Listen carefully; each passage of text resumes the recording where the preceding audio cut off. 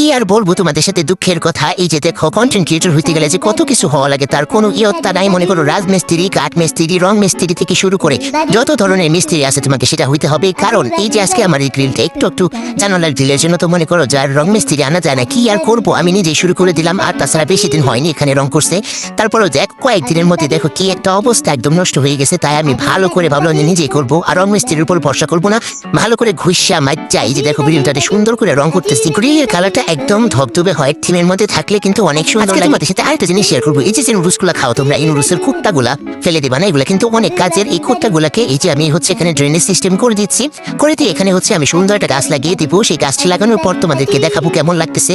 এটা কিন্তু খুব সুন্দর লাগে, হোয়াইট কালারের একটা টপ হয়ে গেল মিনি টপ। যখন গাছটা অনেক বেশি ঝুপালো হয়ে যাবে তখন একটা বড় টবের মধ্যে আমি গাছটাকে শিফট করব।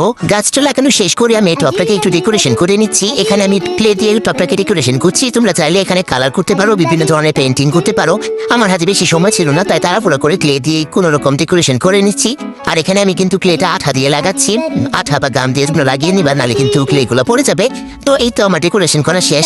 এখন আমার একটা পুরোনো প্ল্যান্ট হ্যাঙ্গারের মধ্যে টপটাকে রেখে দিব। এই প্ল্যান্ট হ্যাঙ্গারটা হচ্ছে আমার নিজেরই হাতের বানানো, তো অনেক আগে বানিয়েছিলাম এটা। তো কেমন লাগছে অবশ্যই কমেন্টে কিন্তু জানাতে বলবা না। আজকের মতো বিদায় নিচ্ছি, সবাই ভালো থাকবা, টাটা।